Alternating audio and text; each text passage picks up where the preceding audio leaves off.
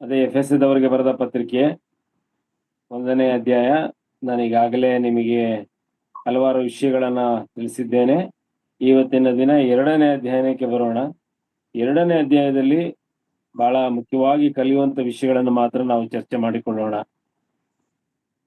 2ನೇ ಅಧ್ಯಾಯವನ್ನ ದಯಮಾಡಿ ಯಾರಾದರೂ ಸಿಕ್ಕಿದವರು 1ರಿಂದ 10ರವರೆಗೆ ಓದಬೇಕಂತ ಹೇಳಿ ನಾನು ಕೇಳ್ಕೊಳ್ತೇನೆ.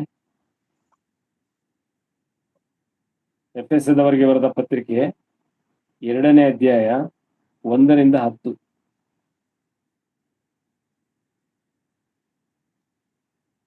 ಅಣ್ಣ ಓದ್ಲಣ್ಣ. ಪ್ಲೀಸ್ ದಯಮಾಡಿ ಓದಿ ಅಣ್ಣ. ಆತನು ಅಪರಾಧಗಳ ಮತ್ತು ಪಾಪಗಳ ದೆಸೆಯಿಂದ ಸತ್ತವರಾಗಿದ್ದ ನಿಮ್ಮನ್ನು ಸಹ ಬದುಕಿಸಿದನು. ನೀವು ಪೂರ್ವದಲ್ಲಿ ಅಪರಾಧಗಳನ್ನು ಪಾಪಗಳನ್ನು ಮಾಡುವವರಾಗಿದ್ದು ಇಹಲೋಕಾಚಾರಕ್ಕೆ ಅನುಸಾರವಾಗಿ ನಡೆದುಕೊಂಡಿರಿ. ವಾಯುಮಂಡಲದಲ್ಲಿ ಅಧಿಕಾರ ನಡೆಸುವ ಅಧಿಪತಿಗೆ, ಅಂದರೆ ನಂಬಲೊಲ್ಲದವರನ್ನು ಅವಿಧೇಯತೆಗೆ ಈಗ ಪ್ರೇರೇಪಿಸುವ ಆತ್ಮನಿಗೆ ಅನುಸಾರವಾಗಿ ನಡೆದುಕೊಂಡಿರಿ. ನಾವೆಲ್ಲರೂ ಪೂರ್ವದಲ್ಲಿ ಅವಿಧೇಯರಾಗಿದ್ದು ಶರೀರ ಭಾವದ ಆಶೆಗಳಿಗೆ ಅಧೀನರಾಗಿ ಶರೀರಕ್ಕೂ ಮನಸ್ಸಿಗೂ ಸಂಬಂಧಪಟ್ಟ ಇಚ್ಛೆಗಳನ್ನು ನೆರವೇರಿಸುತ್ತಾ ನಡೆದು ಮಿಕ್ಕಾದವರಂತೆ ಸ್ವಭಾವ ಸಿದ್ಧವಾಗಿ ದೇವರ ಕೋಪಕ್ಕೆ ಗುರಿಯಾಗಿದ್ದೆವು.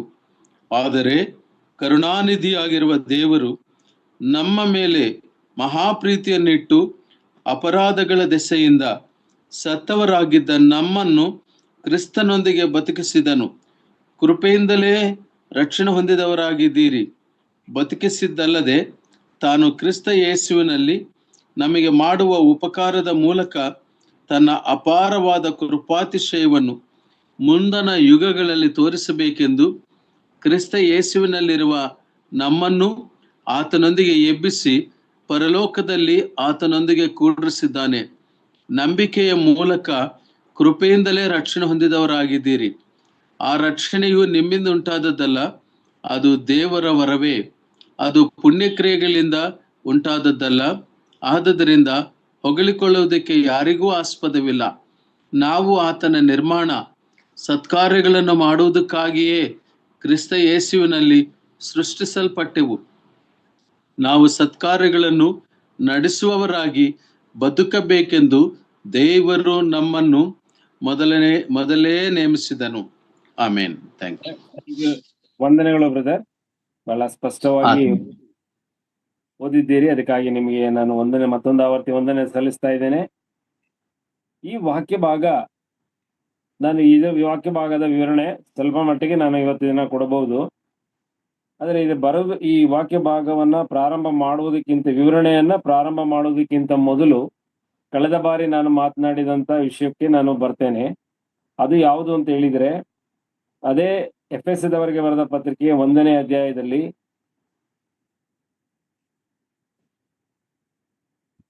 14ನೇ ವಚನ 13ನೇ ವಚನ, ನಿಮ್ಮ ರಕ್ಷಣೆಯ ವಿಷಯವಾದ ಸುವಾರ್ತೆ ಎಂಬ ಸತ್ಯವಾಕ್ಯವನ್ನು ಕೇಳಿ ಕ್ರಿಸ್ತನಲ್ಲಿ ನಂಬಿಕೆ ಇಟ್ಟವರಾದ ನೀವು ಸಹ ವಾಗ್ದಾನ ಮಾಡಲ್ಪಟ್ಟ ಪವಿತ್ರಾತ್ಮನೆಂಬ ಮುದ್ರೆಯನ್ನು ಹೊಂದಿದಿರಿ. ದೇವರು ಸಂಪಾದಿಸಿಕೊಂಡ ಜನರಿಗೆ ವಿಮೋಚನೆಯಾಗುವುದೆಂಬುದಕ್ಕೆ ಪವಿತ್ರಾತ್ಮನು ನಮ್ಮ ಬಾಧ್ಯತೆಗೆ ಸಂಚಕಾರನಾಗಿದ್ದಾನೆ ಎಂಬ ವಿಷಯವನ್ನ ನಿಮಗೆ ಬಹಳ ವಿವರವಾಗಿ ನಾನು ತಿಳಿಸಿದ್ದೇನೆ. ಅದನ್ನ ಈಗ 2 ನಿಮಿಷ ನಾನು ನಿಮಗೆ ಅದನ್ನ ಪುನರಾವರ್ತನೆಯನ್ನ ಮಾಡ್ತೇನೆ. ಅದು ಪುನರಾವರ್ತನೆ ಮಾಡಿ ನಾನು ಎರಡನೇ ಭಾಗಕ್ಕೆ ನಾವು ಹೋಗೋಣ.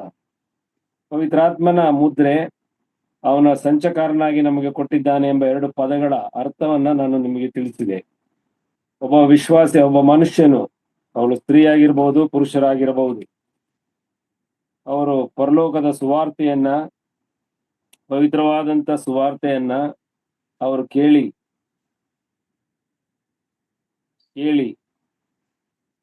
ಕರ್ತನಾದ ಯೇಸು ಕ್ರಿಸ್ತನನ್ನ ತನ್ನ ಸ್ವಂತ ರಕ್ಷಕನಾಗಿ ಅಂಗೀಕಾರ ಮಾಡಿಕೊಂಡು ಕ್ರಿಸ್ತನನ್ನ ಕರ್ತನೆಂದು ಬಾಯಿಂದ ಅರಿಕೆ ಮಾಡಿ ಹೃದಯದಲ್ಲಿ ನಂಬಿ ಆತನನ್ನ ದೇವರು ಸತ್ತವರಲಿಂದ ಎಬ್ಬಿಸಿದ್ದಾನೆಂಬುದನ್ನು ನಾವು ಅರಿಕೆ ಮಾಡುವ ಸಂದರ್ಭದಲ್ಲಿ ನಮಗೆ ರಕ್ಷಣೆ ಆಗುವುದೆಂದು ರೋಮಾಪುರದವರಿಗೆ ಬರೆದ ಪತ್ರಿಕೆ 10ನೇ ಅಧ್ಯಾಯ 9ನೇ ವಚನ ನಮಗೆ ತಿಳಿಸಿರುವುದನ್ನ ನಿಮಗೆ ಆಗಲೇ ನಾನು ತಿಳಿಸಿದ್ದೇನೆ. ಯಾರು ಕರ್ತನನ್ನ ತನ್ನ ಸ್ವಂತ ರಕ್ಷಕನಾಗಿ ಅಂಗೀಕಾರ ಮಾಡಿಕೊಂಡ್ರು ಅಂತ ಹೇಳಿ. ಅಂದ್ರೆ ಈ ಒಂದು ಪ್ರೋಸೆಸ್ ಏನಿದೆ, ಸುವಾರ್ಥ ಸೇವಕರು ಅವರು ಬಂದು ನಮ್ಮ ಬಳಿಯಲ್ಲಿ ಸುವಾರ್ತೆಯನ್ನ ತಿಳಿಸ್ತಾರೆ. ಆ ಸುವಾರ್ತೆಯನ್ನ ತಿಳಿಸುವಂತ ಸುವಾರ್ತೆಯು ನಮ್ಮ ಹೃದಯದಲ್ಲಿ ಅದು ಬೆಳೆಯಲು ಅದು ನಾಟಲ್ಪಡುತ್ತದೆ. ಆ ಸುವಾರ್ತೆಯು ಪರಿಪಕ್ವವಾಗಿ ಆ ಕ್ಷಣದಲ್ಲೇ ನಾವು ಪಾಪಿಗಳು ನಮಗೆ ಮುಂದೆ ದೈವ ಕೋಪದಿಂದ ತಪ್ಪಿಸಿಕೊಳ್ಳಬೇಕಾದರೆ ನಾವು ನಮಗಾಗಿ, ನಮ್ಮ ಪಾಪದ ವಿಮೋಚನೆಗಾಗಿ, ನಮ್ಮ ಪಾಪಗಳನ್ನ ತನ್ನ ಮೈ ಮೇಲೆ ಹೊತ್ತುಕೊಂಡು ಕಲ್ವರಿಯ ಕ್ರೂಜೆಯ ಮೇಲೆ ಜಜ್ಜಲ್ಪಟ್ಟಂತ ಮತ್ತು ನಾವು ಪಡಬೇಕಾದಂತ ಯಾತನೆಯನ್ನು ಅನುಭವಿಸಿದಂತ ಮತ್ತು ನಾವು ಸತ್ತ ನಂತರ ಅನುಭವಿಸ್ತಕ್ಕಂತ ಆ ನಿತ್ಯ ದಂಡನೆ, ಘೋರವಾದ ನರಕ ಯಾತನೆಯನ್ನ ಆತನು ನಾವು ಅನುಭವಿಸಬೇಕಾಗಿದ್ದಂತ ಆ ನರಕ ದಂಡನೆಯನ್ನ, ನಿತ್ಯ ನಿರಂತರವಾದಂತ ಆ ಒಂದು ಶಿಕ್ಷೆಯಿಂದ, ಪಾಪದ ಶಿಕ್ಷೆಯಿಂದ ಪಾರು ಮಾಡುವುದಕ್ಕೋಸ್ಕರ ಇವೆಲ್ಲ ಕಷ್ಟವನ್ನು ನಮ್ಮ ಬದಲಾಗಿ ಆತನೇ ಅನುಭವಿಸಿ ಆ ಒಂದು ಪಾಪದ ಗುಲಾಮಗಿರಿಯಿಂದ ನಮ್ಮನ್ನ ಬಿಡುಗಡೆಯನ್ನು ಕೊಡುವುದಕ್ಕೋಸ್ಕರ ನಮ್ಮ ಕರ್ತನಾದ ಯೇಸು ಕ್ರಿಸ್ತನು ಶಿಲುಬೆಯ ಮೇಲೆ ತನ್ನ ಸ್ವಂತ ಪ್ರಾಣವನ್ನು ಕೂಡ ಆತನು ಸಮರ್ಪಿಸಿದನು. ಆ ಭಯಂಕರವಾದಂತ ಯಾತನೆಯನ್ನು ನಮ್ಮ ಬದಲಾಗಿ ಆತನು ಅನುಭವಿಸಿದ್ದಾನೆ. ಅಷ್ಟೇ ಅಲ್ಲ, 3ನೇ ದಿನದಲ್ಲಿ ಆತನನ್ನ ತನ್ನ ತಂದೆಯಾದ ದೇವರು, ಸರ್ವಶಕ್ತನಾದ ದೇವರು ಪವಿತ್ರಾತ್ಮನ ಮೂಲಕ ಕರ್ತನಾದ ಯೇಸು ಕ್ರಿಸ್ತನನ್ನ ಆ ಸಮಾಧಿಯಿಂದ ಎಬ್ಬಿಸಿ ಅನೇಕ ಜನರಿಗೆ ಆತನ ದರ್ಶನ ಕೊಟ್ಟು, ಅನೇಕ ಜನರ ಸಮಕ್ಷಮದಲ್ಲಿ ಎಣ್ಣೆ ಮರದ ಗುಡ್ಡಗಳ ಮೇಲೆ ಆತನು ಮೇಘರೂಢನಾಗಿ ಪರಲೋಕ ಸಂಸ್ಥಾನಕ್ಕೆ ಏರಿ ಹೋಗಿದ್ದಾನೆ. ಅಲ್ಲಿ ತಂದೆಯಾದ ದೇವರ ಬಲಪಾರ್ಶ್ವದಲ್ಲಿ ಕುಳಿತುಕೊಂಡು ನಮಗಾಗಿ ನಿಮಗಾಗಿ ವಿಜ್ಞಾಪನೆ ಮಾಡುತ್ತಿದ್ದಾನೆ ಎಂಬ ಈ ಸತ್ಯವನ್ನ ಅರ್ಥಕೊಳ್ಳುವಂತ ಮತ್ತು ಒಪ್ಪಿಕೊಳ್ಳುವಂತ ಆ ಮನಸ್ಸು ನಮ್ಮಲ್ಲಿ ಬದಲಾವಣೆಯನ್ನ ಕಂಡ ಆ ಮನಸ್ಸಿನ ಬದಲಾವಣೆ ಏನಿದೆ ಅದು ಪವಿತ್ರಾತ್ಮನಿಂದ ಆಗುವಂಥದ್ದು. ಅಂದ್ರೆ ರಕ್ಷಣೆ ಹೊಂದಿದ ನಂತರ ಪವಿತ್ರಾತ್ಮನು ಬರುವುದು, ದೀಕ್ಷಾ ಸ್ನಾನ ಆದ ನಂತರ ಪವಿತ್ರಾತ್ಮ ಬರುವುದು ಎಂಬುದು ತಪ್ಪು ಬೋಧನೆ, 100ಕ್ಕೂ 100 ತಪ್ಪು ಬೋಧನೆ. ಅದಕ್ಕೆ ಸತ್ಯವೇದದಲ್ಲಿ ಯಾವ ಆಧಾರವೂ ಇಲ್ಲ. ಬರವಣಿಗೆಯ ಶೈಲಿ ಮತ್ತು ಭಾಷಾ ಶೈಲಿಯಲ್ಲಿ ಓದುವಾಗ ತಕ್ಷಣದಲ್ಲಿ ನಮಗೆ ಅನ್ನಿಸಬಹುದು, ಆದ್ರೆ ಅದನ್ನ ಸರಿಯಾದ ರೀತಿಯಲ್ಲಿ ಅಧ್ಯಯನ ಮಾಡುವಾಗ ಈ ವಾಕ್ಯಗಳು ನಮಗೆ ಸ್ಪಷ್ಟವಾಗಿ ಕಂಡು ಬರ್ತದೆ. ಪವಿತ್ರಾತ್ಮನ ಕಾರ್ಯವಿಲ್ಲದೆ ಯಾವುದೇ ಕಾರಣಕ್ಕೂ, ಆತನ ಪ್ರೇರೇಪಣೆ ಇಲ್ಲದೆ ಯಾವುದೇ ಕಾರಣಕ್ಕೂ ಯಾರೂ ಕೂಡ ಕರ್ತನಾದ ಯೇಸು ಕ್ರಿಸ್ತನನ್ನು ತನ್ನ ಸ್ವಂತ ರಕ್ಷಕನಿಂದ ಅಂಗೀಕಾರ ಮಾಡಿಕೊಳ್ಳಲಿಕ್ಕೆ ಸಾಧ್ಯ ಇಲ್ಲ ಎಂಬುದಾಗಿ ಮೊದಲನೇ ಕೊರಿಂಥದವರಿಗೆ ಬರೆದ ಪತ್ರಿಕೆ 12ನೇ ಅಧ್ಯಾಯದ ಕೊನೆ ಭಾಗದಲ್ಲಿ ಸ್ಪಷ್ಟವಾಗಿ ಬರೆದಿದೆ. ಅದನ್ನ ಈಗಾಗಲೇ ನೀವು ಓದಿದ್ದೀರಿ.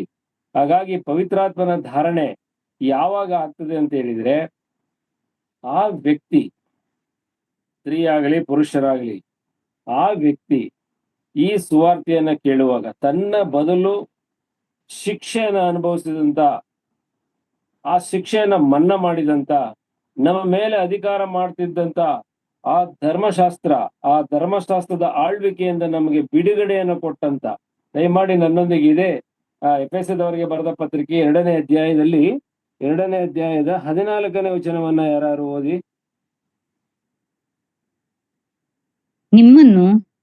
ನಮ್ಮನ್ನು ಒಂದು ಮಾಡಿದವನಾದ ಆತನೇ ನಮಗೆ ಸಮಾಧಾನ ಕೃತ್ಯವಾಗಿದ್ದಾನೆ.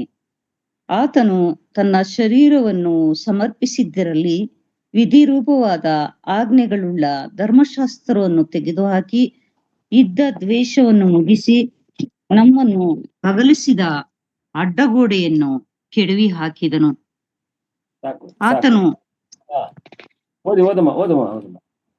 ಆತನು ಸಮಾಧಾನ ಮಾಡುವವನಾಗಿ ಉಭಯರನ್ನು ತನ್ನಲ್ಲಿ ಒಬ್ಬ ನೂತನ ಪುರುಷನಾಗಿ ನಿರ್ಮಿಸಿದ್ದಾನೆ. ಇದ್ದ ದ್ವೇಷವನ್ನು ಸಾಕು. ಇಲ್ಲಿ ಈ ವಾಕ್ಯವನ್ನ ನೀವು ಗಮನಿಸಿರಿ. ನಮ್ಮನ್ನು ಒಂದು ಮಾಡಿದವನಾದ ಆತನೇ ನಮಗೆ ಸಮಾಧಾನ ಕರ್ತೃವಾಗಿದ್ದಾನೆ. ನಮ್ಮನ್ನು ಒಂದು ಮಾಡಿದವನಾತನೇ ಅಂತ ಹೇಳುವಾಗ ಎಫೆಸದವರಿಗೆ ಬರೆದ ಪತ್ರಿಕೆಯಲ್ಲಿ ಎಫೆಸದವರ ಗ್ರಂಥಕರ್ತನಾದ ಪೌಲನು, ಅಂದ್ರೆ ಸುವಾರ್ತೆಯನ್ನ ಹೇಳುವಂತ ಸುವಾರ್ಥ ಸೇವಕನು, ಅವರನ್ನು ಮತ್ತು ಆ ಎಫೆಸದವರ ಸಭೆಯಲ್ಲಿದ್ದಂಥವರ, ಆ ಎಫೆಸದಲ್ಲಿದ್ದಂತ ಪಟ್ಟಣದಲ್ಲಿದ್ದಂತ ಪುರುಷ ಸ್ತ್ರೀಯರನ್ನ ಒಂದು ಮಾಡಿದವನು. ಅಂದ್ರೆ ಈ ಸುವಾರ್ತೆಯನ್ನ ಹೇಳುವಾಗ ಅದನ್ನು ಒಂದು ಮಾಡಿದವನು ನಮ್ಮ ಕರ್ತನಾದ ಯೇಸು ಕ್ರಿಸ್ತನೇ. ಅಂದ್ರೆ ಅವರ ಮಾತನ್ನ, ಸುವಾರ್ಥ ಸೇವಕರು ಹೇಳುವಂತ ಸುವಾರ್ತೆಯನ್ನ ಕೇಳುವಂತ ಸಹನೆ, ಆ ಒಂದು ಆಸಕ್ತಿ, ಇದೆಲ್ಲ ಮೂಡಿಸಿದವನು ನಮ್ಮ ಕರ್ತನಾದ ಯೇಸು ಕ್ರಿಸ್ತನೇ ಅಂತ ಹೇಳುವಾಗ ಅದು ಕ್ರಿಸ್ತನಿಂದ ಆಗತಕ್ಕಂಥ ಪವಿತ್ರಾತ್ಮನ ಸ್ನಾನ ಎಂಬುದಾಗಿ ದೇವರ ವಾಕ್ಯ ನಮಗೆ ತಿಳಿಸ್ತದೆ. ನೀವು ಅದರ ಪ್ರಕಾರ ನೀವು ಗಮನಿಸ್ರಿ, ಆತನು ತನ್ನ ಶರೀರವನ್ನು ಸಮರ್ಪಿಸಿದಲ್ಲಿ ವಿಧಿರೂಪವಾದ ಆಜ್ಞೆಗಳುಳ್ಳ ಧರ್ಮಶಾಸ್ತ್ರವನ್ನು ತೆಗೆದುಹಾಕಿ ಇದ್ದ ದ್ವೇಷವನ್ನು ಮುಗಿಸಿ ನಮ್ಮನ್ನು ಅಗಲಿಸಿದ ಅಡ್ಡಗೋಡೆಯನ್ನು ಕೆಡವಿ ಹಾಕಿದನು. Is the wonderful. ಬಹಳ ಆಶ್ಚರ್ಯಕರವಾದಂತ ಸುವಾರ್ತೆ ಇದು. ಈ ಕರ್ತನಾದ ಯೇಸು ಕ್ರಿಸ್ತನು ಆ ಶಿಲುಬೆ ಮೇಲೆ ಜಜ್ಜಲ್ಪಟ್ಟಿದ್ದು ನನ್ನ ಮತ್ತು ನಿಮ್ಮ ಪಾಪಗಳ ದೆಸೆಯಿಂದ ಎಂಬುದಾಗಿ ಈ ವಾಕ್ಯ ನಮಗೆ ತಿಳಿಸ್ತದೆ. ಯಾಕೆ ನಾವು ಪಾಪಿಗಳು ಎಂಬುದಾಗಿ ತೀರ್ಮಾನಿಸಲ್ಪಡ್ತಾ ಇದ್ದದ್ದು ಯಾವುದರ ಮೂಲಕ? ಧರ್ಮಶಾಸ್ತ್ರದ ಮೂಲಕ. ಅಲ್ಲಿ ಅನೇಕ ವಿಧಿರೂಪದ ಆಜ್ಞೆಗಳು ಆ ಧರ್ಮಶಾಸ್ತ್ರದಲ್ಲಿ ಬರೆಯಲಾಗಿತ್ತು. ಮನುಷ್ಯನು ಆತನಿಗಿರ್ತಕ್ಕಂತಹ ಬಲಹೀನತೆಯಲ್ಲಿ ಧರ್ಮಶಾಸ್ತ್ರವನ್ನ ನೆರವೇರಿಸಿ ಅವನು ನೀತಿವಂತನಾಗುವುದು ಕಷ್ಟ ಸಾಧ್ಯವಾಗಿತ್ತು. ಬಹಳ ಕಷ್ಟವಿತ್ತು. ಸಾಧ್ಯವೇ ಇಲ್ಲದ ಮಟ್ಟಕ್ಕಾಗಿತ್ತು. ಯಾಕಂತ ಹೇಳಿದ್ರೆ ನಿಮ್ಮನ್ನ ಸೃಷ್ಟಿ ಮಾಡಿದಂತ ನಮ್ಮ ತಂದೆಯಾದ ದೇವರು, ಪರಲೋಕದ ತಂದೆಯಾದ ದೇವರು ಸೃಷ್ಟಿಕರ್ತನು. ಈ ಸೃಷ್ಟಿಕರ್ತನು ಬಹಳ ಬಹಳ ಬಹಳ ಪವಿತ್ರನಾದವನು. ಆತನಲ್ಲಿ ಯಾವ ದೋಷವಾಗಲಿ, ಯಾವ ಪಾಪವಾಗಲಿ, ಯಾವ ಆಲೋಚನೆಗಳಾಗಲಿ ಇಲ್ಲದವನು. ಅವನು ಬೆಳಕಿನ ಸ್ವರೂಪದವನು, ಭಯಂಕರನು. ಅಲ್ಲಿ ಅಶುದ್ಧವಾದದ್ದು ಅವನ ಬಳಿಗೆ ಹೋಗ್ಲಿಕ್ಕೆ ಸಾಧ್ಯವೇ ಇರಲಿಲ್ಲ. ಅಂದ್ರೆ ಆತನ ಪಾವಿತ್ರತೆ, ಆತನ ಆ ಒಂದು ಶುದ್ಧತೆ ಮತ್ತು ಆತನು ದ್ವೇಷಿಸುವಂತ ಪಾಪ ಈ ಮಾಡಿದ್ರಿಂದ ಆತನ ಪರಿಶುದ್ಧತೆ, ಆತನ ಪಾವಿತ್ರತೆ, ಅದೇ ಅಡ್ಡಗೋಡೆ ನಮಗೂ ಮನುಷ್ಯರಿಗೂ ದೇವರಿಗೂ ಇದ್ದಂತ ಅಡ್ಡಗೋಡೆ ಅದೇ ಆಗಿತ್ತು ವಿನಃ ಬೇರೆ ಇನ್ಯಾವ ಅಡ್ಡಗೋಡೆಯೂ ಇರಲಿಲ್ಲ. ಯಾಕಂತ ಹೇಳಿದ್ರೆ ಆದಾಮನು ಮತ್ತು ಅವರು ಮೊದಲ ಪ್ರಥಮ ಸೃಷ್ಟಿ ಎಂಬುದಾಗಿ ಸತ್ಯವೇದ ತಿಳಿಸ್ತದೆ. ಅದರ ಪ್ರಕಾರ ಆದಿಯಲ್ಲಿ ದೇವರು ಅವರಿಬ್ಬರನ್ನ ಉಂಟು ಮಾಡಿದಾಗ ಆ ಉಂಟು ಮಾಡಿದಂತ ಆ ಪ್ರಥಮ ಮನುಷ್ಯ ಮತ್ತು ಆ ಸ್ತ್ರೀ, ಆದಾಮ್ ಮತ್ತು ಅವಳು ಮಹಾಮಾತೆ. ನಮಗೆಲ್ಲ ಅವಳೇ ಮಾತೆ, ಮನುಷ್ಯ ಜನಾಂಗಕ್ಕೆಲ್ಲ ಅವಳೇ ಮಾತೆ ಎಂಬುದಾಗಿ ಸತ್ಯವೇದ ತಿಳಿಸ್ತದೆ. ಅವನೇ ಪುರುಷನು ಎಂಬುದಾಗಿ ಸತ್ಯವೇದವು ತಿಳಿಸ್ತದೆ. ಅವರಿಬ್ಬರು ಮಾಡಿದಂತ ಅಚಾತುರ್ಯ ಅಂತ ಹೇಳುವಾಗ ಸೈತಾನನು ಏನು ಮಾಡಿದ? ಸೈತಾನನು ಪರಲೋಕದಲ್ಲಿ ಆತನು ದೇವರ ಬಳಿಯಲ್ಲೇ ಇದ್ದವನು, ದೇವರ ಸನ್ನಿಧಾನದಲ್ಲೇ ಅವನು ಕೆರೂಬಿಯಾಗಿ, ನೆರಳು ಕೊಡುವ ಕೆರೂಬಿಯಾಗಿ ಇದ್ದವನು. ಆ ದೇವರ ಅಂತ ಒಂದು ಭಯಂಕರವಾದಂತ ಸ್ಥಳ, ನಮಗೆ ಅದು ಭಯಂಕರವಾದ ಸ್ಥಳ. ಯಾಕಂತ ಹೇಳಿದ್ರೆ ಅದು ಕೆಂಡದ ಮಳೆ ಸುರಿಯುವಂತ ಸ್ಥಳ ಎಂಬುದಾಗಿ ಯೆಜ್ಕೇಲನ ಪ್ರವಾದನೆ 18ನೇ ಅಧ್ಯಾಯದಲ್ಲಿ ಸ್ಪಷ್ಟವಾಗಿ ತಿಳಿಸ್ತದೆ. ಹಾಗಾಗಿ ಈ ಸೈತಾನನು ಅಲ್ಲಿ ಕೆರೂಬಿಯಾಗಿ, ಅವನು ದೇವರಿಗೆ ನೆರಳು ಕೊಡುವ ಕೆರೂಬಿಯಾಗಿ ಅಲ್ಲಿ ಅವನು ಕೆಲಸ ಮಾಡ್ತಿದ್ದವನು. ಅವನು ಕೆರೂಬಿಯಾಗಿದ್ದನು. ದೇವದೂತರಲ್ಲಿ ಒಂದು ಉನ್ನತವಾದ ಸ್ಥಾನ ಅವನಿಗೆ ಇತ್ತು. ಮತ್ತು ಆ ಕೆಂಡದ ಮಳೆಯಲ್ಲಿ ಅವನು ವಿಹಾರ ಮಾಡುತ್ತಿದ್ದನು ಎಂಬುದಾಗಿ ಅವನ ಬಗ್ಗೆ ಬರೆಯಲಾಗಿದೆ ಯೆಜ್ಕೇಲನ ಪ್ರವಾದನೆಯಲ್ಲಿ. ಅದೇ ರೀತಿಯಲ್ಲಿ ಅವನು ಬಹಳ ಅತಿ ಸುಂದರನಾಗಿದ್ದನು, ಅವನು ಬಹಳ ಬುದ್ಧಿವಂತನಾಗಿದ್ದನು. ಈ ಎಲ್ಲ ಅನೇಕ ಶ್ರೇಷ್ಠತೆಗಳನ್ನ ಹೊಂದಿದಂತ ಸೈತಾನನು ಅವನು ಮಾಡಿದಂತ ಒಂದು ದೊಡ್ಡ ತಪ್ಪು ಏನಂತ ಹೇಳಿದ್ರೆ, ತನ್ನನ್ನ ಸೃಷ್ಟಿ ಮಾಡಿದಂತ ಆ ಸೃಷ್ಟಿಕರ್ತನು, ಆ ಸೃಷ್ಟಿಯಾದ ದೇವರನ್ನ, ಮಹಾ ಮಹಿಮಾ ಸ್ವರೂಪವುಳ್ಳ ದೇವರನ್ನ ಅವನು ಅತಿಕ್ರಮಿಸಿ ಅವನ ಮೇಲೆ ಹೋಗಬೇಕೆಂಬ ಆ ದುರಾಸೆ, ಅಂದ್ರೆ ನಾನು ದೇವರಂತೆ ಆಗಬೇಕು, ನಾನು ದೇವರೇ, ಇನ್ನೂ ಉನ್ನತವಾದಂತ ಸ್ಥಿತಿಗೆ ನಾನು ಹೋಗಬೇಕು ಎಂಬುದಾಗಿ ಅವನು ಮನಸ್ಸಿನಲ್ಲಿ ಅಂದುಕೊಂಡಿದ್ದೇ ಪಾಪವಾಗಿ ಪರಿಣಮಿಸಿತು. ಹಾಗಾಗಿ ಅವನನ್ನ ದೇವರು ಈ ಲೋಕಕ್ಕೆ ದಬ್ಬಬೇಕಾಯಿತು ಪರಲೋಕದಿಂದ. ಆದರೆ ದಬ್ಬಿದಂತ ಸೈತಾನನು ಅವನು ಇವತ್ತು ಕೂಡ ಅವನಿಗೆ ಎಲ್ಲಾ ರೀತಿಯ ಸಾಮಾನ್ಯವಾದ ಅಧಿಕಾರ, ಅವನಿಗೆ ಎಲ್ಲ ಅಧಿಕಾರಗಳು ಇದೆ. ಅವನು ಪರಲೋಕಕ್ಕೆ ಹೋಗಿ ಬರ್ತಾನೆ. ಮತ್ತು ನಮ್ಮಲ್ಲೆಲ್ಲ ಇಲ್ಲಿ ಬರೆಯಲಾಗಿದೆ, ಇಲ್ಲಿ ನಾನು ತಿಳಿಸಿದೆ 2ನೇ ಅಧ್ಯಾಯ, ನಾವು 2ನೇ ವಚನದಲ್ಲಿ ಹೇಗೆ ಬರೆಯಲ್ಪಟ್ಟಿದೆ, ವಾಯು ಮಂಡಲದಲ್ಲಿ ಅಧಿಕಾರ ನಡೆಸುವ ಅಧಿಪತಿಗೆ. ಅವನು ಕೂಡ ಅಧಿಪತಿ ಎಂಬುದಾಗಿ ಕರ್ತನು ಇಲ್ಲಿ ಸಂಬೋಧಿಸುವುದನ್ನು ನಾವು ಗಮನಿಸ್ತೇವೆ. ಅಷ್ಟು ಪವರ್ಫುಲ್ ಅವನು ಅಷ್ಟು ಸುಲಭವಾಗಿ ಸೈತಾನ ಹಾಗೆ ಹೀಗೆ ಅಂತ ನಾವು ಏನೆಲ್ಲ ಮಾತಾಡ್ಲಿಕ್ಕೆ ಸಾಧ್ಯ ಇಲ್ಲ. ಅವನ ಆಸೆ ಏನಿತ್ತು, ದೇವರು ಮಾಡ್ತಿರ್ತಕ್ಕಂಥ ಈ ಭೂಮಿ ಆಕಾಶ ಸೃಷ್ಟಿ ಏನಂತ, ಈ ಒಂದು ಸೃಷ್ಟಿ, ಈ ಒಂದು ಆತನು ಮಾಡಿದಂತ ಅದ್ಭುತವಾದಂತ ಈ ಸೃಷ್ಟಿಯನ್ನ ಅದನ್ನ ಅತಿಕ್ರಮಿಸಿ ಅವನು ನುಗ್ಗಬೇಕಾಗಿತ್ತು. ಅಂದ್ರೆ ಟ್ರೆಸ್ ಪಾಸ್ ಮಾಡಬೇಕಾಗಿತ್ತು, ಅತಿಕ್ರಮ ಪ್ರವೇಶ ಮಾಡಬೇಕಾಗಿತ್ತು. ಅವನು ಆಯ್ದುಕೊಂಡಂತ ಸ್ಥಳ ಆದಾಮ್ ಮತ್ತು ಅವಳನ್ನ ದೇವರು ಇಟ್ಟಿದ್ದಂತ ಆ ಒಂದು ಏಡೇನ್ ತೋಟ ಎಂಬ ಉದ್ಯಾನವನವನ್ನ ಅವನು ಆಯ್ಕೆ ಮಾಡಿಕೊಂಡ. ಅವನು ದಬ್ಬಲ್ಪಟ್ಟಿದ್ದಂತ ಸೈತಾನನು ಆಯ್ಕೆ ಮಾಡಿಕೊಂಡಂತ ಸ್ಥಳ ದೇವರು ಸೃಷ್ಟಿ ಮಾಡಿದ ಈ ಭೂಮಿಯನ್ನ ಮೊದಲು ಅವನು ಆಯ್ಕೆ ಮಾಡಿಕೊಂಡ. ಭೂಮಿಯಲ್ಲಿ ದ ಮೇನ್ ಪಾಯಿಂಟ್ ಎಲ್ಲಿ ಅವನು ಆಯ್ಕೆ ಮಾಡಿಕೊಂಡ ಅಂತ ಹೇಳಿದ್ರೆ, ಆದಾಮನು ಮತ್ತು ಅವಳು ಆ ಒಂದು ಏಡೇನ್ ತೋಟದಲ್ಲಿ ಇರುವುದನ್ನ ಅವನು ಗಮನಿಸಿ ಅಲ್ಲಿ ಅವನು ಅತಿಕ್ರಮ ಪ್ರವೇಶ ಮಾಡುವಂತ ಒಂದು ಸನ್ನಾಹವನ್ನ ಅವನು ಮನಸ್ಸಿನಲ್ಲಿ ಇಟ್ಟುಕೊಂಡು ಅವನು ಏನು ಮಾಡ್ತಾನೆ, ಅವನು ಆದಾಮ ಮತ್ತು ಅವಳು ಇರುವ ಸ್ಥಳಕ್ಕೆ ಸರ್ಪದೋಪಾದಿಯಲ್ಲಿ ಅವನು ಬಂದು ಅವಳಿಗೆ ಚಿತಾವಣೆಯನ್ನ ಮಾಡ್ತಾನೆ. ಈ ಹಣ್ಣನ್ನ ತಿಂದ್ರೆ ನೀವು ಏನಿಗೂ ಸಾಯುವುದಿಲ್ಲ, ದೇವರು ನಿಮಗೆ ತಿನ್ನಬೇಡ ಅಂತ ಹೇಳಿದ್ದಾರಾ, ನೀವು ತಿನ್ರಿ ಏನೂ ಆಗುದಿಲ್ಲ ಅಂತ ಹೇಳಿ ಆ ಪ್ರಚೋದನೆಯನ್ನ ಮಾಡಿ ಆಕೆ ಆ ಹಣ್ಣು ಅಷ್ಟು ಆಕರ್ಷಣೆ ಇರುವುದನ್ನು ನೋಡಿದಾಗ ಅವಳು ದೇವರ ಮಾತು ತನ್ನ ಗಂಡನಿಂದ ತಿಳಿಸಲ್ಪಟ್ಟಿದ್ರು ಕೂಡ ಅವಳು ಆ ಹಣ್ಣನ್ನ ಕಿತ್ತು ತಿಂದು ದೇವರಿಗೆ ವಿರುದ್ಧವಾಗಿ ನಡೆದು ತನ್ನ ಗಂಡನಿಗೂ ಕೊಟ್ಟಾಗಲು ಅವನು ಕೂಡ ಯಾವ ವಿವೇಚನೆಯೂ ಇಲ್ಲದೆ ದೇವರ ಪ್ರೀತಿಯ ಬಗ್ಗೆ ಆಗಲಿ, ದೇವರ ಅನ್ಯೋನ್ಯತೆ ಬಗ್ಗೆ ಆಗಲಿ, ಆತನ ಸಾರ್ವಭೌಮತ್ವದ ಬಗ್ಗೆ ಆಗಲಿ, ಅವನಿಗಿರ್ತಕ್ಕಂಥ ಅಧಿಕಾರದ ಬಗ್ಗೆ ಆಗಲಿ ಯೋಚನೆ ಮಾಡದೆ ಕೇವಲ ದೊಬ್ಬಲ್ಪಟ್ಟಂತ ಸೈತಾನನ ಬಗ್ಗೆ ಅವನು ಅಷ್ಟೊಂದು ಗೌರವ ಕೊಟ್ಟು ಆತನ ಬೋಧನೆಯನ್ನ ಕೇಳಿ ತನ್ನ ಹೆಂಡತಿಯ ವ್ಯಾಮೋಹ ಆಗಿರ್ಲಿಲ್ಲ ಅವರು ತಿನ್ನುವ ತನಕ. ಆದ್ರೆ ಹೆಂಡತಿಯನ್ನ ಅವನು ಬಹಳವಾಗಿ ಪ್ರೀತಿಸಿದ್ದ ಅವನು. ಅದು ದೇವರ ವಾಕ್ಯದಲ್ಲಿ ನಾವು ಆದಿಕಾಂಡದವರಿಗೆ ಬರೆದ ಪತ್ರಿಕೆಯಲ್ಲಿ 2ನೇ ಅಧ್ಯಾಯದಲ್ಲಿ ಓದ್ತೇವೆ. ಅವನು ಈಗ ಸರಿ ಎಂಬುದಾಗಿ ಹೇಳಿ ಒಪ್ಪಿಕೊಂಡಂತ ಮತ್ತೊಂದು ಕ್ರಿಯೇಷನ್ ಅದೇ ಅವಳೇ ಆಗಿದ್ದಳು. ಅವನ ರೂಪದಲ್ಲೇ ಅವನನ್ನ ಸೃಷ್ಟಿ ಮಾಡಿದ್ರಿಂದ ಅವನಿಗೆ ಬಹಳ ದೇವರು ಒಂದು ಮಾಡಿದ್ದರಿಂದ ಅವಳು ಆ ಒಂದು ಪ್ರೀತಿಗೆ ಸೆಳೆತಕ್ಕೆ ಅದು ಏನೂ ಇಲ್ಲ ತಾತ್ಕಾಲಿಕವಾದದ್ದು ಅಂಥದಕ್ಕೆ ಅವನು ಬೇಸ್ತು ಬಿದ್ದು ತನ್ನ ಹೆಂಡತಿಯ ಮಾತಿಗೆ ಕೇಳಿ ಅವನು ಹಣ್ಣು ತಿಂದು ಅವನು ಕೂಡ ಹಣ್ಣು ತಿಂದಿದ್ರಿಂದ ಈ ಭೂಲೋಕಕ್ಕೆ ಶಾಪ ಬಂದಿತ್ತು.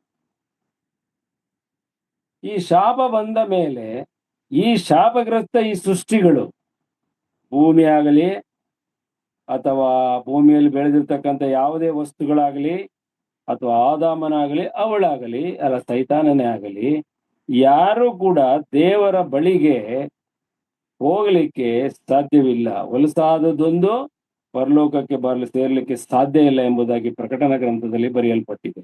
ಆ ರೀತಿಯಲ್ಲಿ ಆದಂತ ಈ ಸಂದರ್ಭ, ಈ ಒಂದು ಪರಿಸ್ಥಿತಿಯಿಂದ ಆವಾಗಿನಿಂದಲೂ ಮನುಷ್ಯನು ಸಂಪೂರ್ಣವಾಗಿ ದೇವರ ಆ ಪ್ರಸನ್ನತೆಯಿಂದ ದೂರ ಹಾಕಲ್ಪಟ್ಟನು.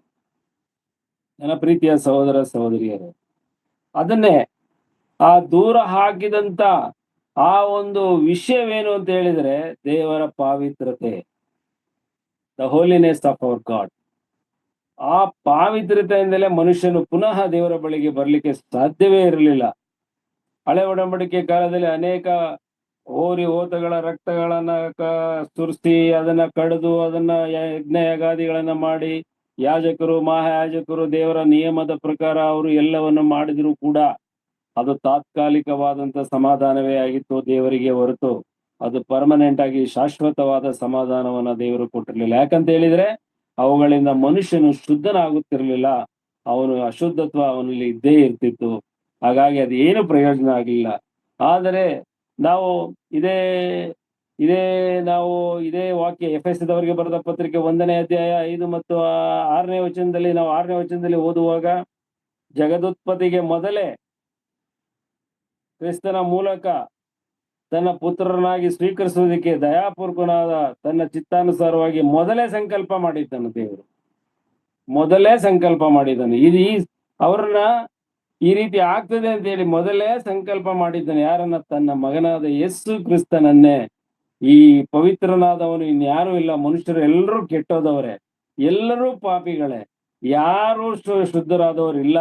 ಇನ್ನು ಅವರ ರಕ್ತದಿಂದ ಏನು ಪ್ರಯೋಜನ ಇಲ್ಲ. ಅದು ಮನುಷ್ಯರ ರಕ್ತ ಕೆಟ್ಟು ಹೋಗುವಂತ ಸಾಮಾನ್ಯ ರಕ್ತವೇ ಹೊರತು ಶಾಶ್ವತವಾಗಿ ಆ ಪಾಪವನ್ನ ಪರಿಹಾರ ಮಾಡುವಂತ ಪವಿತ್ರವಾದ ರಕ್ತ ಇನ್ನೆಲ್ಲೂ ಇಲ್ಲ ಅಂತ ಹೇಳಿ ದೇವರು ಕರ್ತನಾದ ಯೇಸು ಕ್ರಿಸ್ತನನ್ನ, ಸ್ವಂತ ರಕ್ಷಕನನ್ನ, ತನ್ನ ಸ್ವಂತ ಮಗನನ್ನ, ನೀತಿಯ ಪುತ್ರನನ್ನ ಈ ಲೋಕಕ್ಕೆ ಆತನ ಒಂದು ದೇಹವನ್ನ ಸಿದ್ಧ ಮಾಡಿ, ರಕ್ತ ಮಾಂಸಧಾರಿ ಅಂತ ದೇಹವನ್ನ ಸಿದ್ಧ ಮಾಡಿ ಆ ದೇಹದ ಮೂಲಕ ಈ ಲೋಕಕ್ಕೆ ಕಳಿಸಿಕೊಟ್ಟನು.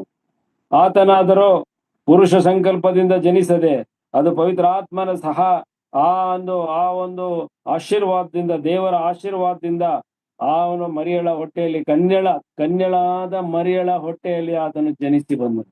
ಆ ದಿವಸ ಕರ್ತನು ಉಪಯೋಗಿಸಿದ್ದು ಮರಿಯಳ ಒಡಲನ್ನ ಕೇವಲ ತನ್ನ ಪುತ್ರನ ಅಲ್ಲಿ ಬೆಳವಣಿಗೆಗೋಸ್ಕರ ಕರ್ತನ ದೇವರು ಅದನ್ನು ಉಪಯೋಗಿಸಿದನೇ ಹೊರತು ಅವಳು ಈ ಲೋಕದ ತಾಯಿಯಾಗಿ ಅವಳು ಕರೆಯಲ್ಪಟ್ಟಳೆ ಹೊರತು ಬೇರೆ ಯಾವ ಸಂಬಂಧವೂ ಈ ಮನುಷ್ಯರಿಗೂ ಕರ್ತನಾದ ಯೇಸು ಕ್ರಿಸ್ತನಿಗೂ ಇರಲಿಲ್ಲ. ಮನುಷ್ಯರ ಯಾವ ಒಂದು ಜೀನ್ ಆಗ್ಲಿ ಅಥವಾ ರಕ್ತವಾಗಲಿ, ಅವರ ಯಾವುದೇ ರೂಪ ರಕ್ಷಣೆಗಳಾಗಲಿ ಈ ಮನುಷ್ಯರಿಗೂ ಕರ್ತನಾದ ಯೇಸು ಕ್ರಿಸ್ತನಿಗೂ ಯಾವ ಸಂಬಂಧವೂ ಇರಲಿಲ್ಲ. ಹುಟ್ಟಿದಾಗ ಅವನು ದೈವಾಂಶ ಪುರುಷನಾಗಿ, ಮಹಾಪುರುಷನಾಗಿ, ನೀತಿಯ ಪುರುಷನಾಗಿ ಈ ಲೋಕದಲ್ಲಿ ಮರಿಯಳ ಹೊಟ್ಟೆಯಿಂದ ಜನಿಸಿ ಬಂದನು.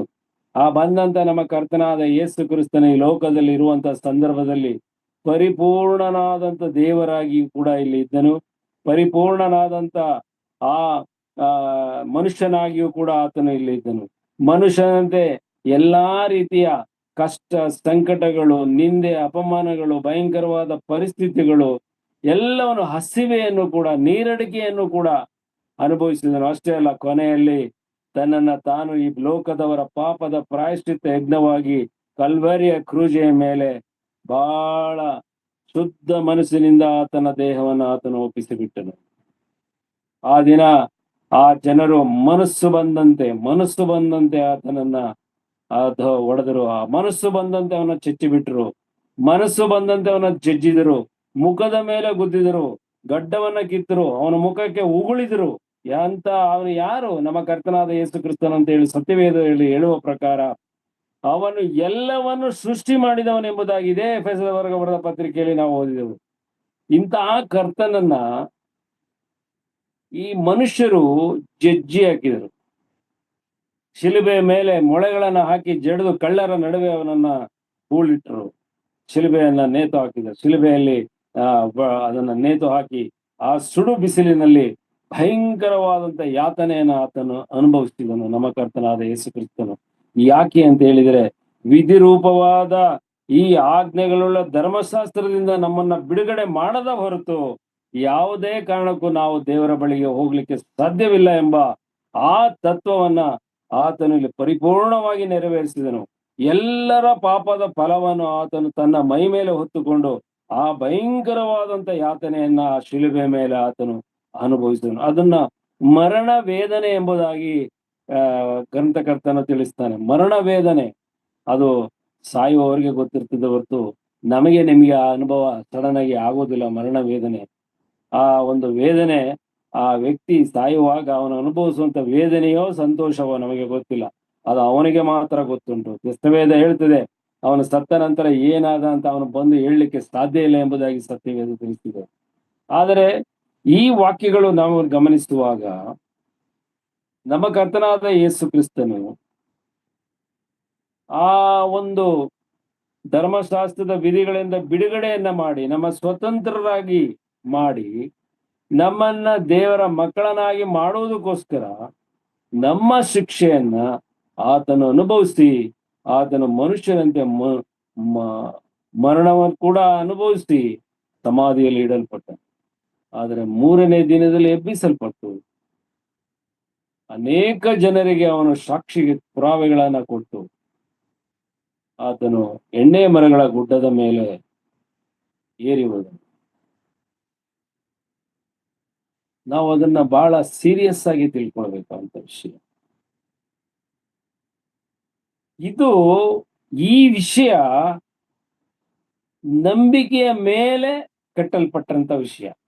ಇದು ಬಲವಂತವಾಗಿ ಇದು ಹೇಳುವಂಥದ್ದಷ್ಟೇ, ನೀವು ಕೇಳುವಂಥದ್ದಷ್ಟೇ. ಆದರೆ ನಿಮ್ಮ ಮನಸ್ಸಿನಲ್ಲಿ, ನನ್ನ ಮನಸ್ಸಿನಲ್ಲಿ ಕಾರ್ಯ ಮಾಡುವಂಥದ್ದು ನಮ್ಮಲ್ಲಿ ಹುಟ್ಟುವಂತ ನಂಬಿಕೆ.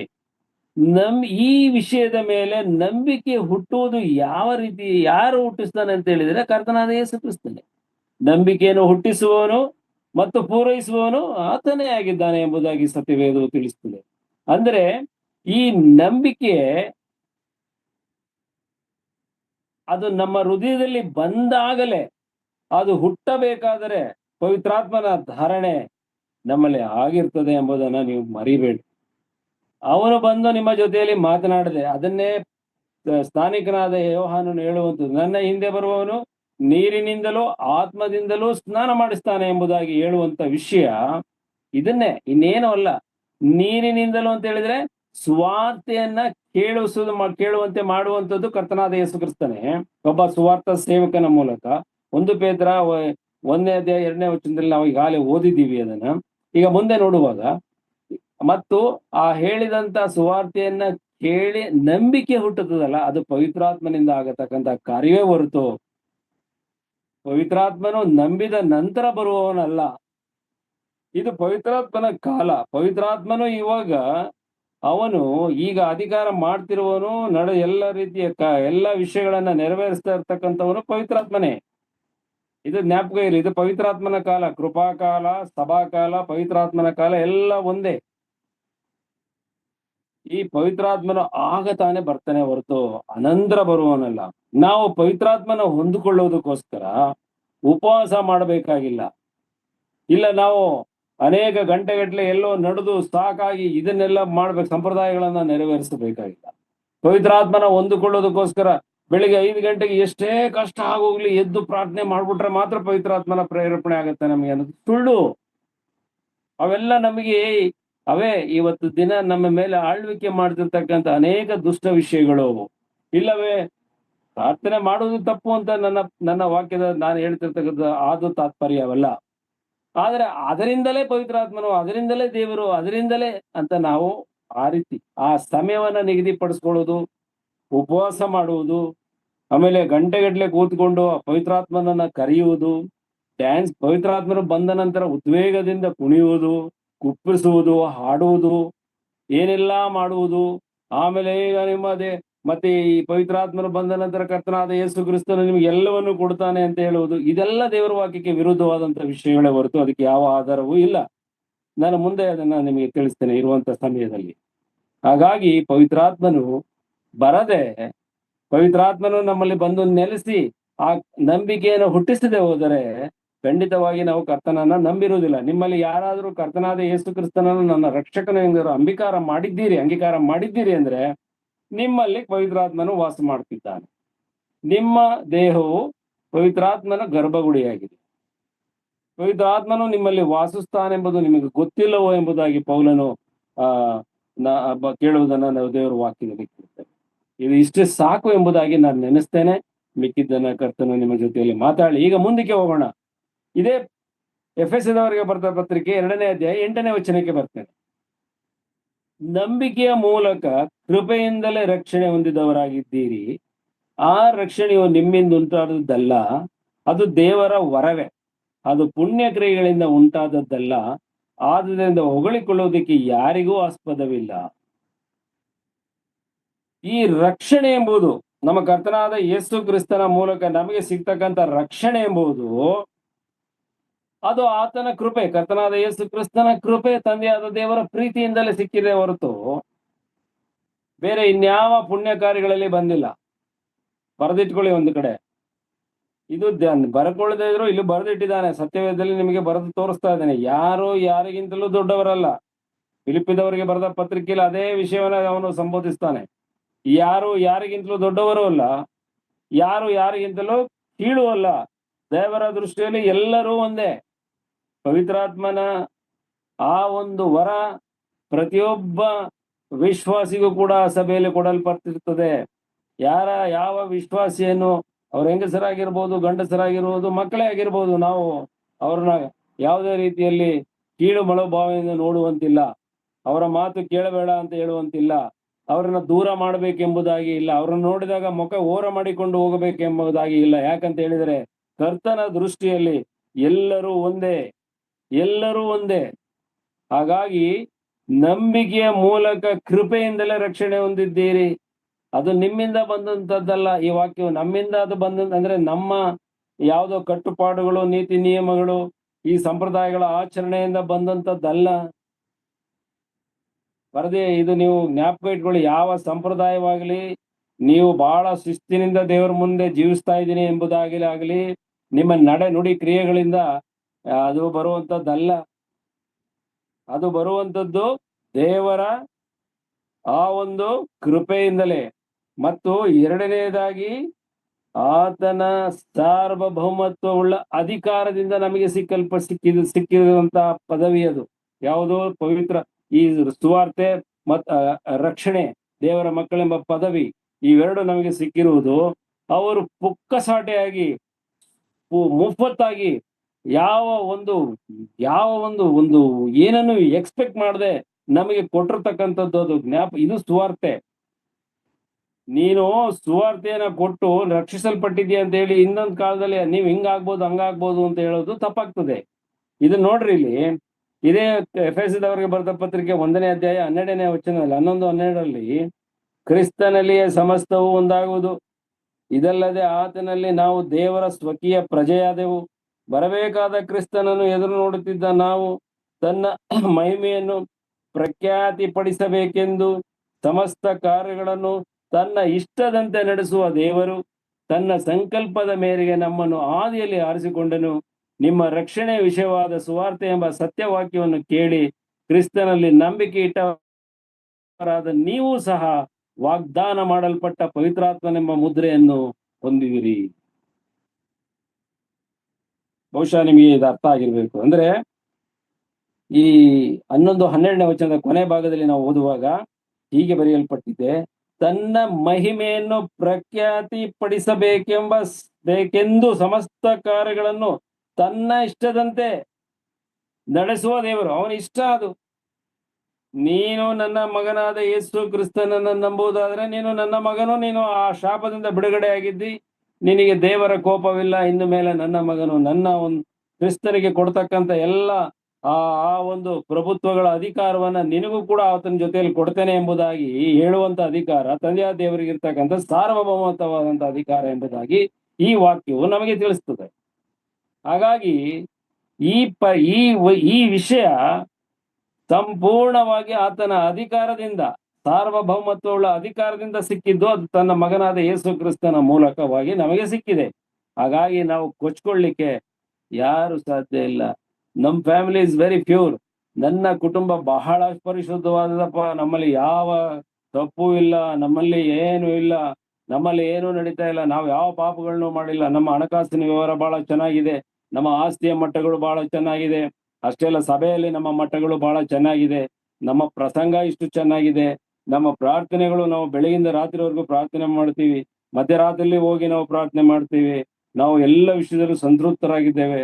ನನ್ನ ಕುಟುಂಬದಲ್ಲಿ ಯಾವ ಕ್ಯಾನ್ಸರ್ ಪೇಷಂಟ್ ಇಲ್ಲ, ಯಾವ ಶುಗರ್ ಪೇಷಂಟ್ ಇಲ್ಲ, ನನ್ನ ಕುಟುಂಬದಲ್ಲಿ ಯಾರು ಕುರುಡರಿಲ್ಲ, ನನ್ನ ಕುಟುಂಬದಲ್ಲಿ ಯಾರು ತಪ್ಪುಗಳನ್ನ ಮಾಡೇ ಇಲ್ಲ, ನನ್ನ ಕುಟುಂಬದಲ್ಲಿ ಯಾರು ಕೂಡ ಅಂತರ್ಜಾತಿ ವ್ಯವಹಾರಗಳನ್ನ ಮಾಡ್ಕೊಂಡಿಲ್ಲ, ನನ್ನ ಕುಟುಂಬದಲ್ಲಿ ಯಾರು ಕೂಡ ವ್ಯಭಿಚಾರ ಮಾಡ್ತಾ ಇಲ್ಲ, ನನ್ನ ಕುಟುಂಬದಲ್ಲಿ ಯಾರು ಕೂಡ ನಾನಾಗ್ಲಿ ಯಾರು ಕೂಡ ನಾನು ಮದ್ಯಪಾನಾಸಕ್ತನಾಗಿಲ್ಲ.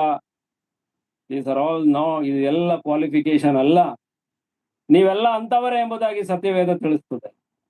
ನೀವೆಲ್ಲ ಅಂತವರೇ ಎಂಬುದಾಗಿ. ಯಾಕಂತ ಹೇಳಿದ್ರೆ ಈ ಹೇಳಿದಂತ ಇಷ್ಟೆಲ್ಲ ಪಾಪಗಳು ಅದು ಮನುಷ್ಯನ ದೇಹದೊಳಗೆ ಅದು ಇದ್ದವೇ, ಇನ್ನೂ ಉಸಿರಾಡ್ತಾ ಇದೆ. ವಿಶ್ವಾಸಿ ಆದ್ರೂ ಕೂಡ ಅದು ಉಸಿರಾಡ್ತವೆ. ಯಾವುದೋ ಒಂದು ಸಮಯದಲ್ಲಿ ಹಾವು ಎಡೆ ಎತ್ತದಂಗೆ ಎತ್ತುತ್ತವೆ, ನಿಮಗೆ ಗೊತ್ತಿಲ್ಲ ಅಷ್ಟೇ, ಎತ್ತುತ್ತವೆ ಅವು. ಅಷ್ಟು ಸುಲಭ ಅಂತ ತಿಳ್ಕೊಬೇಡಿ. ಆದ್ದರಿಂದಲೇ ದೇವರು ಏನ್ ಡಿಕ್ಲರೇಷನ್ ಕೊಡ್ತಾ ಇದ್ದಾನೆ, ನನ್ನ ಮಗನಾದ ಯೇಸು ಕ್ರಿಸ್ತನನ್ನ ಸ್ವಂತ ರಕ್ಷಕನಾಗಿ ಅಂಗೀಕಾರ ಮಾಡಿಕೊಂಡ್ರೆ ನೀನು ಆ ಶಿಕ್ಷೆಯಿಂದ ಬಿಡುಗಡೆ ಹೊಂದುತ್ತಿ. ಪುನಃ ಆ ಪಾಪವನ್ನ ನೀನು ಮಾಡಬೇಡ. ಪುನಃ ಆ ಪಾಪವನ್ನು ಮಾಡಿದರೆ ಈ ಲೋಕದಲ್ಲಿ ನಿನಗೆ ಭಯಂಕರವಾದ ಶಿಕ್ಷೆನ ಇಟ್ಟಿದ್ದೇನೆ ಎಂಬುದಾಗಿ ಕರ್ತನು ನಮಗೆ ತಿಳಿಸ್ತಾನೆ. ಹಾಗಾಗಿ ಒಬ್ಬ ವಿಶ್ವಾಸಿ ಏನಾದ್ರೂ ಒಂದು ಬಾರಿ ರಕ್ಷಣೆಯನ್ನು ಹೊಂದಿ ಅವನು ಪುನಃ ಪಾಪಕ್ಕೆ ಕೈ ಹಾಕಿದ್ದೇ ಆಗಿದ್ದರೆ ಅವನ ಪಾಪವನ್ನು ಬಿಟ್ಟು ಅರಿಕೆ ಮಾಡಿಕೊಳ್ಳುವಾಗ ಅವನಿಗೆ ಪಾಪದ ಶಿಕ್ಷೆಯನ್ನ ಸಂಪೂರ್ಣವಾಗಿ ಮನ್ನಾ ಮಾಡಿ ಅದೆಂಥದೇ ಪಾಪ ಇದ್ರೂ ಅದನ್ನು ಕ್ಷಮಿಸಿ ಪುನಃ ಪರಿಶುದ್ಧನಾಗಿ ತನ್ನ ಮಂದೆಯಲ್ಲಿ ಕರ್ತನು ಸೇರಿಸಿಕೊಳ್ಳುವುದನ್ನ ನಾವು ಒಂದು ಮೊದಲನೆಯ ಯೋಹಾನ 1ನೇ ಅಧ್ಯಾಯ 9ನೇ ವಚನದಲ್ಲಿ ನಾವು ಓದ್ತೇವೆ. ಹಾಗಾಗಿ ನಾವು ಹೆದರುವಂತ ಅವಶ್ಯಕತೆ ಇಲ್ಲ. ಅಂದ್ರೆ ಪಾಪ ಮಾಡಿ ನೀವು ಕ್ಷಮೆ ಕೇಳಿ ಅಂತಲ್ಲ, ಪದೇ ಪದೇ ಪಾಪ ಮಾಡುವವನಿಗೆ ಕ್ಷಮಾಪಣೆ ಇಲ್ಲ, ಈ ಲೋಕದಲ್ಲಿ ಶಿಕ್ಷೆ ಇದೆ. ಆದ್ರೆ ಅನ್ಯರೊಂದಿಗೆ ನಿಮಗೆ ನ್ಯಾಯ ತೀರ್ಪು ಆಗುವುದಿಲ್ಲ ಮತ್ತು ನಿತ್ಯ ದಂಡನೆಗೆ ನೀವು ಹೋಗುವುದಿಲ್ಲ. ಅದು ಕರ್ತನಾದ ಯೇಸು ಕ್ರಿಸ್ತನಿಂದ ಬರತಕ್ಕ ರಕ್ತದಿಂದ ಬಂದಂತ ಬಲವಾದಂತ ನಮಗೆ ಒಂದು ಸುವಾರ್ತೆಯ ಶಕ್ತಿ ಎಂಬುದನ್ನ ನೀವು ಜ್ಞಾಪಕ ಇಟ್ಕೊಳ್ರಿ. ಇವತ್ತು ನೀವು ಏನಾದ್ರೂ ಉಸಿರಾಡಿ ಮುಂದೆ ಕರ್ತನನ್ನ ನೋಡ್ತೇವೆ ಎಂಬುದಾಗಿ ನಮ್ಮ ಮನಸ್ಸಿನಲ್ಲಿ ಇದ್ರೆ ಇದೇ ಕರ್ತನಾದ ಇದೇ ನಮ್ಮ ದೇವರಾದ ಪರಲೋಕದ ತಂದೆಯಾದ ದೇವರಾದ ಆ ಸಾರ್ವಭೌಮತ್ವ ಉಳ್ಳಂತ ಅಧಿಕಾರದಿಂದ ಕೊಟ್ಟಂತ ಆಜ್ಞೆ. ಅದು ಆಜ್ಞೆ ಏನು ಅಂತ ಹೇಳಿದರೆ ಇಲ್ಲಿ ಎಷ್ಟು ಚೆನ್ನಾಗಿ ಬರೆಯಲ್ಪಟ್ಟಿದೆ. ಎಫೆಸ 2ರಲ್ಲಿ 14ನೇ ವಚನದ ಕೊನೆ ಭಾಗದಲ್ಲಿ, ವಿಧಿ ರೂಪವಾದ ಆಜ್ಞೆಗಳುಳ್ಳ ಧರ್ಮಶಾಸ್ತ್ರವನ್ನು ತೆಗೆದುಹಾಕಿ ಇದ್ದ ದ್ವೇಷವನ್ನು ಮುಗಿಸಿ ನಮ್ಮನ್ನು ಅಗಲಿಸಿದ ಅಡ್ಡಗೋಡೆಯನ್ನು ಕೆಡವಿ ಹಾಕಿದನು. ಅಡ್ಡಗೋಡೆ ಏನಿತ್ತು? ದೇವರ ಬಳಿಗೆ ನಾವು ಹೋಗುವಂತೆಯೇ ಇಲ್ಲ. ಆದರೆ ನಮ್ಮ ಆತ್ಮಗಳು ಖಂಡಿತವಾಗಿ ಪರಲೋಕಕ್ಕೆ ಹೋಗ್ತದೆ ಎಂಬುದಾಗಿ ಸತ್ಯವೇದ ನಮಗೆ ಸ್ಪಷ್ಟವಾಗಿ ಸುವಾರ್ತೆ ತಿಳಿಸ್ತದೆ. ನಾವು ಈ ದಿವಸಗಳಲ್ಲಿ ನಾವು ಈ ದಿನ ತೆಗೆದುಕೊಳ್ಳುವಂತ ಬಹಳ ದೊಡ್ಡ ಒಂದು ತೀರ್ಮಾನ, ನಮ್ಮನ್ನ ಕರ್ತನಾದ ಯೇಸು ಕ್ರಿಸ್ತನ ಆಳ್ವಿಕೆಯಲ್ಲಿ ನಾವಿದ್ದೇವಾ ಅಥವಾ ಈ ಲೋಕದ ಯಾವುದಾದರೂ ಪಾಪಗಳಿಗೆ ಆಳ್ವಿಕೆಗೆ ನಾವು ಹೋಗಿದ್ದೇವಾ? ಇಲ್ಲ ಸಂಪ್ರದಾಯಗಳು ನಮ್ಮನ್ನ ಆಳ್ವಿಕೆ ಮಾಡ್ತಾ ಇದ್ದಾವ? ಇಲ್ಲ ಹಬ್ಬ ಹರಿದಿನಗಳು ನಮ್ಮ ಮೇಲೆ ಆಳ್ವಿಕೆ ಮಾಡ್ತಾ ಇದ್ದಾವ? ಅಥವಾ ನಮ್ಮಲ್ಲಿರ್ತಕ್ಕಂಥ ದ್ವೇಷ ಅಸೂಯೆಗಳು ನಮ್ಮ ಮೇಲೆ ಆಳ್ವಿಕೆ ಮಾಡ್ತಾ ಇದ್ದಾವ? ಇವೆಲ್ಲವನ್ನು ಈ ರಾತ್ರಿಯಲ್ಲಿ ನಾವು ದೇವರ ಬಳಿಯಲ್ಲಿ ನಾವು ತಿಳಿಸ್ಬೇಕಾಗ್ತದೆ. ತಿಳಿಸಿ ಹಾಗೇನಾದ್ರೂ ನಮ್ಮನ್ನ ಬಹಳವಾಗಿ ಆಳ್ವಿಕೆ ಮಾಡ್ತಿರ್ತಕ್ಕಂಥ ಯಾವುದಾದ್ರೂ ಪಾಪಗಳಿದ್ರೆ ನಾವು ಬಿಟ್ಟು ದೇವರ ಬಳಿಯಲ್ಲಿ ಕ್ಷಮಾಪಣೆ ಕೇಳಿ ಪುನಃ ನಾವು ಮಾಡುವುದಿಲ್ಲ. ಆ ಮಾಡದ ಹಾಗೆ ನಮ್ಮನ್ನ ನೀನು ಸಿದ್ಧಪಡಿಸು, ನಮ್ಮ ಆತ್ಮವನ್ನು ನಮ್ಮ ದೇಹವನ್ನು ನಮ್ಮನ್ನು ಬಲಪಡಿಸು.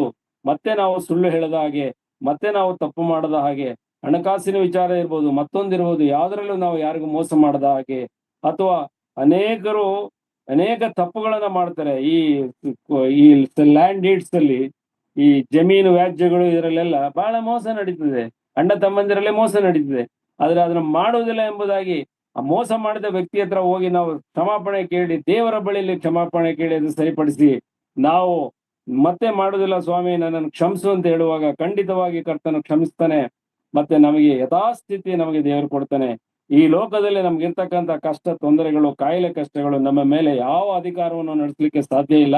ಇದು ಸತ್ಯವಾದಂತಹ ಸತ್ಯವೇದದ ಮಾತು ನಾನು ನಿಮಗೆ ತಿಳಿಸ್ತಾ ಇದ್ದೇನೆ. ಇನ್ನು ಅನೇಕ ವಿಷಯಗಳನ್ನ ದೇವರ ಚಿತ್ತವಾದರೆ ಮುಂದಿನ ದಿನಗಳಲ್ಲಿ ನಾನು ನಿಮಗೆ ತಿಳಿಯಲು ಇಚ್ಛೆ ಪಡುತ್ತೇನೆ. ಇಲ್ಲಿವರೆಗೆ ಅವಕಾಶ ಕೊಟ್ಟಂತ ಸೈಮನ್ ಅಣ್ಣನವರಿಗೂ ಮತ್ತು ನೀವೆಲ್ಲರಿಗೂ ನಾನು ಕರ್ತನಾದ ಯೇಸು ಕ್ರಿಸ್ತನ ಹೆಸರಿನಲ್ಲಿ ವಂದನೆಗಳನ್ನು ಸಲ್ಲಿಸಿ ನಾನು ಈ ವಾಕ್ಯ ಭಾಗವನ್ನ ಈ ದಿನಕ್ಕೆ ನಾನು ಮುಕ್ತಾಯ ಮಾಡ್ತಾ ಇದ್ದೇನೆ.